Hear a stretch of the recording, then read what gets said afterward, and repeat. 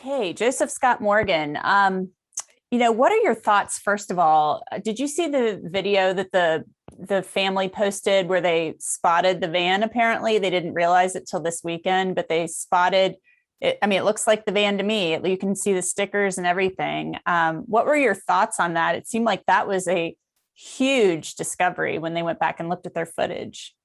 I think it's significant in the fact that we have an example of a citizen, a private citizen, coming forward with information that has literally become the biggest. It's the pivot point in this case, because it was after that video was handed over that we saw yesterday morning, on Sunday morning, this collection of police, search teams, and everybody else come in and focus on the Wyoming location where they eventually found this body out in the woods. So yeah, like it seems like those people, the Bethunes, seeing that van, turn this whole thing, it focused this investigation. Yeah, you talk about situational awareness. I think that was back on the 27th when they taped that, and then all of a sudden the young lady catches the news and she's like, oh my God, I think I saw that van in some of our videography. She goes back through, finds it, and then she even says, if you slow it down right here, you can see the Florida plate, and it's there. You can actually see it as they're kind of cruising past it. This area, I think that for folks that have not been to this region of the country, up in the mountain range up there adjacent to the Yellowstone and all this area is so vast. What are the odds that the police and anybody else that was involved in the search were actually going to find a body? This actually turned the entire case around, because after you saw them hand this videotape over, I'm using videotape, but this recording over, all of a sudden people take notice of this, and the police the next morning, yesterday morning, on Sunday morning, you see this huge just concentration of all the search teams and everybody. And hey, matter of hours that they actually found this body just laying out on the ground in this wooded area. So do you think it was just left there and it wasn't in a shallow grave or anything like that? Or have you heard anything that's, concrete about the... Yeah, there was one reporter that I was on another platform with today, and she had made mention, and again, this is secondhand information, she had made mention that one of the drone shots, you were actually able to appreciate what they believed was a body from above. You could actually see it in one of the drone shots, and it was shortly after that the tent was placed up. So for me, as a forensics guy, that's significant, and let me tell you why. I'm a big believer as a medical legal death investigator. You can tell a lot about a perpetrator as to how they treat human remains, the postmortem care, if you will. It's one thing if an individual goes out to dig a grave. Now, you can dig a grave for any number of reasons, for concealment, obviously, but some people dig graves because they're attempting to honor the dead. I've had people that have wrapped bodies and just left them on top of the ground, but it's that kind of securing of the body. If we're talking about a case here where you've got allegedly a young man who's intimately involved with a person, if this turns out to be her, which we believe that it will be, what does it say about him that he would just take her out in the wilderness, leave her on top of bare earth, unprotected, mind you, in such a hostile environment that's not just subject to all of these environmental changes, but let's just think about all of the animal activity that's in that area. And he had to be well aware of that. We're talking about wolves, talking about coyotes, bear, we're talking about possums and raccoons. I mean, just exposed to the elements. And just imagine it for any of us, if this was your loved one, your child, and this had been done, what does that say about the individual that just left her there? Now, the key here, we're making some broad assumptions here. The key is at the autopsy, which will take place on Tuesday, they still have to come up with a cause of death. And that's kind of the big thing here. There's some people saying, well, maybe she fell down a ravine. Well, when I saw this location, it didn't appear like a ravine to me. It appeared kind of almost like a meadow-like area with some kind of thinly wooded area around it. It didn't look like, boulders and all of that sort of thing. I don't see an opportunity for someone to have fallen. One of the things that's kind of disturbing for me is, what if some kind of harm was done to her by a perpetrator, some perpetrator? She was left disabled out there, and then they just abandoned her and left her. What a horrible way to die, because then you would be looking at exposure. Let's think about it. Temperatures up there have ranged from really hot to very cool in the evening. I think that they're even expecting their first snowfall here in the next few days. It rained heavily.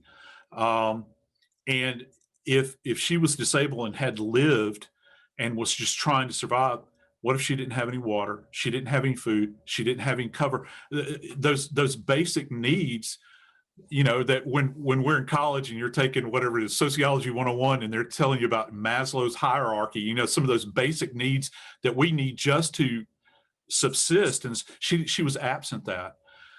So the choices that you have here are very bleak indeed. I don't want to be too gruesome here, but I mean, if she's been out there since the 27th, in the elements, Yep. in the heat, in the rain, in the cold, there's going to be, I would think, significant decomposition. How challenging is it going to be to find a cause of death? Yeah, Antoinette, right you are. It will be what we would classify as moderate to significant at this point. I can give you an idea that her body, unprotected, even if she had clothing on her, you would begin to see some signs of skeletonization that had begun to take place. The body would not be totally skeletonized. You'd still have some soft tissue. And some of the things that they're going to be looking for are soft tissue hemorrhage in the neck. You've got these major muscle groups that are right here that are referred to as the strap muscles. This is associated many times with a C-clamp choking. This is C-clamp throttling, or maybe even a ligature. They're going to be looking at her head significantly to see if there's any kind of fracturing along skull. That's something that decomposition is not going to compromise, okay? But hemorrhage through here can be compromised to a certain degree. If the eyes are still intact, you're going to be able to see, potentially, if it's an asphyxial death, you'll be able to see these little pinprick hemorrhages, petechiae. On the internal surfaces, you can actually see petechiae many times on the lungs. You're going to check her airway to see if actually the cartilage in her neck is fractured. Lord knows we've talked about this with Epstein, with the cartilage in the neck, and also the hyoid bone, which is very, very high up in the neck. It's the only unarticulated bone in the human body. It anchors the tongue, and it's so high up. Generally, the only way that this thing gets fractured is if it is a manual strangulation. They'll be looking for that. And of course, you have to consider things like gunshot wound. You'd want to know if they were in possession of a firearm. I haven't heard anything about that. And then you have to think about things like bludgeoning, that goes to the skull fracture, and then any kind of sharp force injury where you're thinking about a knife. Knife injuries are still going to be visible, particularly if you've gone into the ribs, the chest. If you can check these little grooves out that appear on the edges of the ribs where a knife or sharp object passes through those spaces. So those are going to be the types of things that you're looking for. The problem is that with decompositional change, and we're looking at 19 to 20 days downrange, that's an approximation since that van was seen, there'll be significant changes. So they're going to take their time. I've had several people that have reached out to me that wanted to know, okay, it's Monday, they recovered her on Sunday. Why are they not doing the autopsy today? This is why. This is a remote area. It's a beautiful area, but let's face it, they don't deal with cases like this on a regular basis. So my thought is that they are marshaling every resource that they have, every significant personnel, how can I frame this? Every significant expert that they can bring in to get eyes on this.